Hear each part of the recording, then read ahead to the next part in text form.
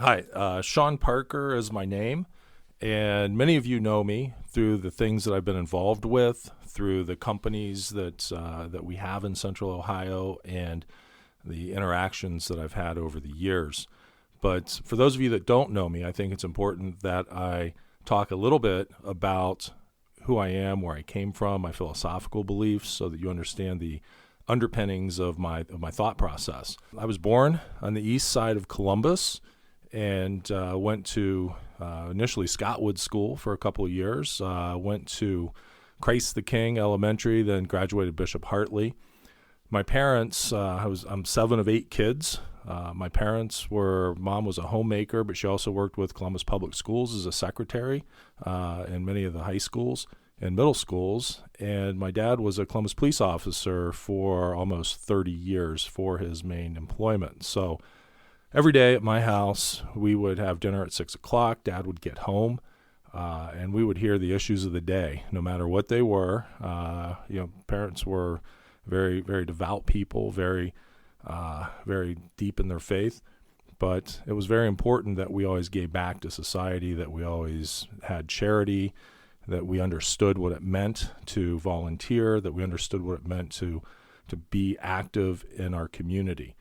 So as I left Ohio State, I'll give you a little bit of my background. I did graduate from Ohio State with an undergraduate degree in secondary social studies education. Did teach economics at Reynoldsburg High School when I student taught, also government, and that was at the time of the Bush election. And while I was in school, it was the Reagan years. So we came out of I call it the dark days of the Nixon debacle.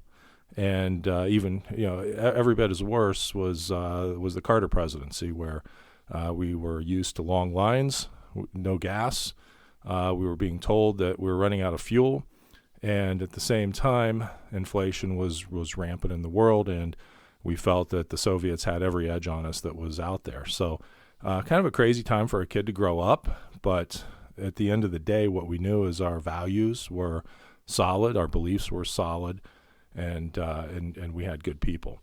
So philosophically, I'm a philosophical conservative. I do believe in our Constitution. I do believe in the history of where we come from. Writers like David Hume, John Locke, Adam Smith with the free market. These are all things that are very important for the success of not just people as individuals, but our society as a whole. When I draw back and say, why are we doing things? Is this good for the future of society? Is this good for the future of the individual? These are the places that I go. In terms of other philosophy, I'm going to throw out Thomas Aquinas. I'm going to throw out Suarte as some deep thinkers as to the reason of government, the reason why we exist, and try to understand that. So, if you have any questions, read the Federalist Papers. I think you'll see a lot of good things come out of there. So that's talking about who I am philosophically and how I've gotten to this point so far. As for my professional career, I worked my way through college loading planes for United Airlines my first couple of years. My junior and senior year, I was able to get an internship. So while I was loading planes, I also was able to work at Borden in the summertime as a internship in their sales and marketing department. And the third job I had is I was both the swim team and dive team coach for Marion Franklin Rec, as well as a lifeguard at the Marion Franklin swimming pool on the south side of Columbus. So my family roots run deep on the east side and the south end of Columbus. My grandfather built a house on Champion Avenue in 1932. So we have a long, long history of Columbus in that regard.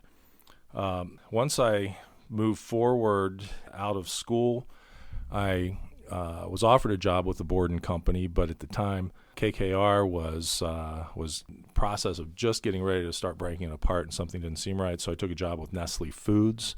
Nestle, big international conglomerate, and I was basically in sales and local marketing with them. I had Southern Ohio as my territory. That moved on to a position with Sterling Health Division of Eastman Kodak. I ran the entire state of Ohio for them for about 3 years, which was a fun American company, one of the great past companies to work for. And then that evolved into a position with Acosta Food Brokerage, and I was in charge of really about 30% of the products that were taken into the grocery chain. So we worked with brand management, advertising, product development, consumer behavior, a lot of things that really related well into what this position is about in terms of understanding how we reach the voter, in terms of making them understand what we do, why we do it, and good solid marketing strategies. So that was all a fun learning experience.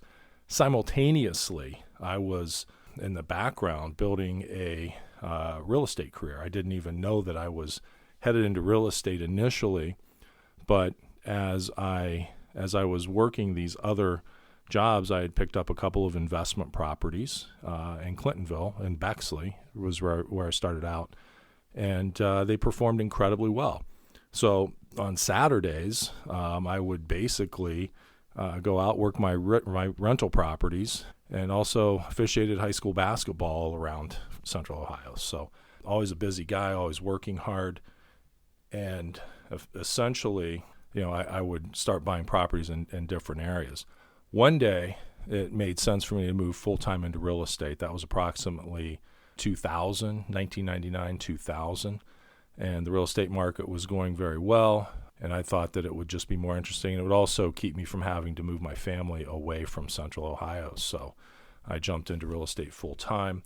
I'm pretty proud. Actually, we just learned last week, Business First named my company as the 72nd largest family-owned business in Central Ohio. So I was kind of blown away by that when you think of all the businesses in Central Ohio that we have, and the fact that that I could become an entrepreneur and actually do something on that scale. And it continues to build. We have great people that run the pieces. We've actually broken it into a lot of partnerships. So I've created ownership pathways for the people that are heavily invested with us. And I think that's what America is all about as well, is people having a part of the American dream. So through that, I started working with the market in terms of being more politically energized, because one thing that I found very frequently is when you are in the real estate business, politics naturally comes into everything we do on a continual basis. Taxation strategy, environmental strategy, our focus on landlording, good best landlording practices, best affordable housing practices, things of that sort. So I'm going to fast forward. The crash hits in 2008. I call it the Wall Street money crash. Most people refer to it as the real estate crash. I'd love to talk with everybody one-on-one with that and kind of explain how this was a secondary market type of thing from Wall Street. But through the learnings on that, I was asked by a number of credit unions around town to take over as receiver on their distressed assets. And all of a sudden, I'm working with a number of banks, and we formed a company, my partner Dana Milligan and I, New Perspective Asset Management. And we are receivers to the Common Pleas Courts and the Municipal Court of Franklin County, as well as multiple other counties in Ohio. And we basically go out and we take care of problems that the court needs to put a third party in charge of. In terms of receivership, we are also one of the only receivers, if not the only receiver in town we don't not only handle real estate matters, we handle the matters of operating businesses. And a good, for instance, is right now we are managing the healthcare plans for 165 cities and villages that has failed. And this is in a case that's in the Common Pleas Court. And this happened under the ACA, where all of these programs actually just, it was broken when they designed it. And we have a number of governmental employees who are out there, healthcare workers, firefighters, police officers, and their health insurance program is completely upside down and broken. So we're trying to work with the system to get these claims paid, so these people are taken out of collection. A lot of them are already placed into collection. So that's a little bit of what we do as receivers. Through the course of that, when the real estate crash happened, I was driving around and looked at Monroe Avenue, Garfield Avenue over on the east side of Columbus. On the west side, we're looking at the hilltop and saw this blighted housing. And, looking at the law, there was a line in there that I found as a receiver under the receivership statutes that said a environmental court could appoint a receiver to deal with blighted housing. We parlayed that into a number of things. One is I set up a meeting with the environmental judge, who at the time was Judge Hawkins, great Republican judge. We had the treasurer, we had the city prosecutor in the meeting, and the initial thing we're doing is trying to figure out, can we solve this problem with the existing laws that we have? And pretty much everyone nodded their head yes. The city attorney, Rick Pfeiffer, at the time was questioning it, so he delayed us about 1.5 to 2 years on our ability to implement the program. But today, that has evolved into my involvement with the environmental court, where we are bringing dozens of properties forward on a regular basis, not just in Franklin County, but also Muskingum County and also in Marion County. And we're talking with Licking County next week about the problems that they have. And these are places, they're crime of opportunity scenarios where prostitution occurs, drug dealing occurs. Anything bad that a teenager can have happen to them can occur in these kind of properties. So we also formed a nonprofit, the Ohio Neighborhood Preservation Association. That is a group that on our board we have Judge Hawkins, again, who is no longer on the environmental bench, so he's able to serve with that. We have members of the Legal Aid Society of Columbus. They help us bring cases forward. So we are actually right at ground zero with the affordable housing crisis and the homeless crisis. Now, this extends itself over. We have a seat on the VAP board, Vacant and Abandoned Properties Board, within Franklin County.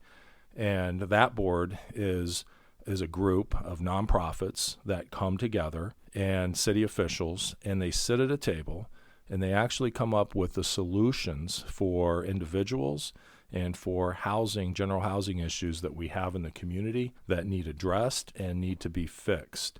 So we are actually working inside the structure of government in that capacity proactively to solve the community problems in ways that require creativity.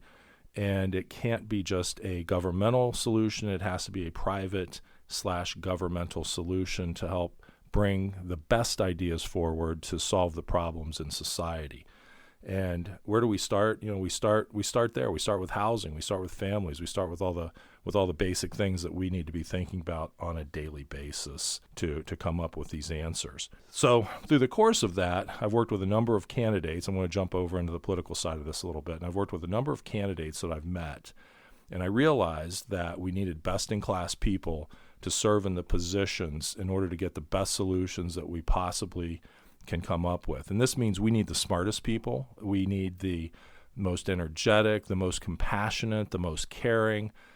When you define what makes a great judge, what makes a great legislator, these are the boxes that need to be checked on a regular basis. One thing that I like about the judiciary on the GOP side is they tend to be the better thinkers of application of the law, which is their job. It's their main job, is to apply the law and to understand exactly where it needs to be placed so that true justice is done. And our people they really just do a much, much better job as that goes. Now, I wanted to switch over as well, and let's talk about the clear vision goals. I sent this out to all of the members of the Central Committee in terms of the opportunities that exist for the party in Franklin County as we move forward. My top 5 items are, I look at the candidates that we have out there and getting people elected. That really is the goal of the party. When I look at what we're doing right now, we seem to be a great organization of people holding positions that have other positions, and they want to leverage that for relationship. So we have a great networking program in Franklin County in the GOP Central Committee, but we are not doing everything that we can do to get our candidates elected. So A, it starts with the candidate selection process, but B, we need to take the power, decentralize it back out to the committees, and empower the people in the Central Committee to come out and actually help us to develop the candidates, to manage the candidates, to get them elected. And at the end of the day, that's what it's all about from my perspective. And in order to do so, we need participation. We need ways to encourage people to participate. And these candidates need a much, much higher level of support for us to be a modern party, to be a sophisticated party, and to be competitors in the marketplace of politics. So what we have to look at, particularly in this next election cycle coming up, is how do we do that? And things that I'm proposing, number one, a candidate school. The Democrats have a great system in place that we actually need to have a greater system. Anytime I say that they're doing something well, we have to do it better. And our candidates need to be educated and they need to be constantly trained. We need to have a policy manual, a position manual that's published so they can see what the deep thoughts are of the questions that they are going to be asked. They need to be rehearsed. They can't walk up on a stage and wing it. We will get caught anytime that we're up there making it up or that we're dancing around the issue. We have to have a core philosophy. And one of the things that I've already done, I have our countywide candidates coming in right now, and they've been training with Central Committee members in my office. And effectively, they're learning how to go out and become better candidates. So that's something that we need to have. It needs to be systemized. We need a curriculum plan together, and we need a systemization of it so they have the confidence to move forward. Second part, we need a campaign manager school as well. It's not just the candidate that we basically say, you're now endorsed, good luck, and we'll see you in 6 months. We have to have campaign managers that are effective, and they have to have confidence as well. The way that we do that when we build a business, for example, is lots of training, structure, best practices, implementation of best practices, and when they hit an area that they don't understand, that we have a network of people that they can go to. And that's where we need our committees to be strong so they can come back to the policy committee, for example, and say, hey, we're not sure about the policy of the application of X as it relates to a suburb versus the way it may relate into Columbus or into the county governmental structure. So we have to have a good knowledge of that, and our candidates have to have a very good knowledge of that. In addition, those campaign managers are the ones that need to be out there fundraising. So we do need to consider, do we pay the campaign managers? Do they get X% of the booty? I can tell you the Democrats have that right now. Their campaign managers are compensated, so they have a financially vested interest in the success of their candidate. They're putting a lot of time in. They're probably taking time from their other job, what their daily living is. So we need to consider that. That's something that our committee, and again, I'm the decentralization guy, our committee needs to come back and say this is what a campaign manager financial compensation structure should look like so that it's A, best practice, and B, something that will motivate people to help their candidate get elected. And they will maintain the focus that is needed to do that. We need a campaign oversight team for each campaign that's running. Ideally, we would have an elected official that's had that position or a similar position to advise and to give support. And we also need a mentorship program for each candidate. So they have a rapid dial person that they can get a hold of when they hit something. And a lot of this is mental support as well. When they run into a problem that they are concerned about, that they actually have someone on speed dial who is also ideally an elected official that they can call and say, hey, it's okay. You know what? You went up, you went into an environment where they were hostile to you or to your ideas. I've been there. Let me tell you how I dealt with it. And that keeps our people strong. And we need strength inside of our people, strengthen their character, strengthen their ideas, strengthen their values. So that's a very important thing as well. Another thing, my fifth point, we need a youth program to be re-energized. Through that youth program, that's how we're going to get our candidates that we're going to run 20 years out. So we need to start building those people today.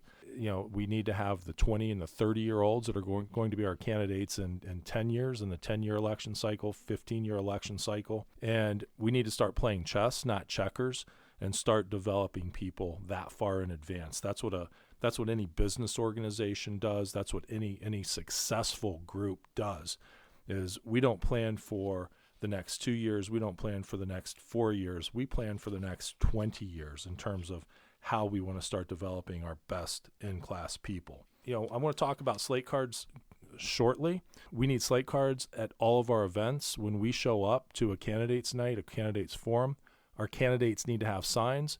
They need to have slate cards. It gives confidence. It shows that the party is united. It shows that the party is a player. And we are showing up at candidate nights right now, and our people are not equipped with the literature and the support pieces to effectively market. So that comes about with planning, comes about with organization and execution. And I went to the last two that were out there, and our people had very, very little material. So we need to have that support. Slate, right down to the slate cards. We should always have a slate card in each candidate's briefcase, so they have at least 20 with them, and they can set them down anytime that they're at an event. Localized meetings. We need to get to the local area commissions. In Columbus, we have Clintonville Area Commission, Hilltop Commission. These people, Linden Area Commission. I've spoken at lots of these commissions. I've spoken to townships on my nonprofit agendas. Our candidates are welcome to attend these. The Democrats are attending these, and they are connecting with the localized leaders in the community. We have to schedule this, and we have to require our candidates to show up at these. This is a non-negotiable, because this is our outreach to our community. Our candidates are our product. Our elected officials are our product, and our products must be visible with the voters. They have to touch us, see us, feel us, and hear us. In addition, I would like to have a press spokesperson for the party. I think it's important that we have a person who is on message. I've had people in the local press that I have spoken to that would be interested in this, don't need paid. They are simply willing to do it because they believe in what we believe in. So, we're very, very excited about that idea. We need also a 10th point, a committee for suburbs relationships. The suburbs are behaving differently in terms of the electorate in the elections than Franklin County generally does, and then Columbus does. So we need to take a look at the suburbs as an independent group and have different marketing plans for the way that we're going into those areas and the way that we're trying to take our messaging in, as well as our candidate performance. So those are unique. We've talked with a city council person where I got this idea, who was elected in Hilliard, and he felt that was such a different anomaly to get elected in a suburb than it is in the general population of Franklin County. We need to understand that better. We need to study it and put a better execution plan against that. We need also a little bit more transparency in our bookkeeping. One thing I consistently hear with Central Committee members is, where's our money? How is our money divided? Any organization that is public in nature, you never want to have anyone allege misappropriation, any things along those sorts. So the easy way to do that is to have a committee that can share that information. Granted, there may be some sensitivities in certain parts of that, so need to know basis might come up. But generally, if you're an elected official and it's public dollars that are there or party dollars that are there, someone or a group of people should all have regular access to that type of information. Website should be best in class, not average. That means that we need to have a webmaster that can make it exciting and interesting. And at any moment in time, all fundraisers for all candidates are published. It's maintained. and you can look at that calendar and say, okay, tomorrow night I've got nothing to do. Let me go out and meet the candidate for state representative who is going to be at, at such and such bar or at the athletic club or wherever. We want our people to be touching our other people and meeting them and learning about them. Best way to do that is to know where those events are, and that has to be in real time, not 3 days behind. Additionally, let's talk about fundraising for just a moment. We need a fundraising committee. Fundraising occurs when we have the right messaging, when people take a look and say there's a value to be had in this relationship. We need to have the party chair people be strong fundraisers, but the committee needs to also help shoulder that burden. There's a lot of best-in-class things we can look at. Ohio State has an echelon program, great program to look at for fundraising. A lot of church structures do masterful jobs as well. One of the things that they implement, the Democrats have it as well, is a planned giving program where each month $5, $10 is deducted from someone's checkbook. You don't feel it, see it on your statement, but it's a small amount of money, but it keeps people enjoined in the relationship. And when people are enjoined in the relationship without having to physically do an action, it's a very easy relationship to maintain. So that's one of the areas that we need to take a look at as well. Last thing I want to mention is the chairman of the party needs to be very visible in the suburbs and also with the trade associations around town. And that means that we need to reinvigorate those relationships, relationships that we thought that were never over on the red side of the book are now open to us. The trades are very much voting differently because the social contract that has existed in the past has changed, the dynamics of that. And these people are very open to the ideas of conservatism, and they're open to the ideas of the future of what we offer. So what I want to do is get this information to you. I wanted you to hear this in my voice so we can so you can say, hey, this guy is the Shawn Parker fellow is definitely on point. He's got some ideas, he's thinking, and the execution is really we have the smartest people out there. So the execution is simply asking what needs to be done and then asking your help in us getting it achieved and executed. So thank you so much for the time listening to me. And remember, go red, not blue.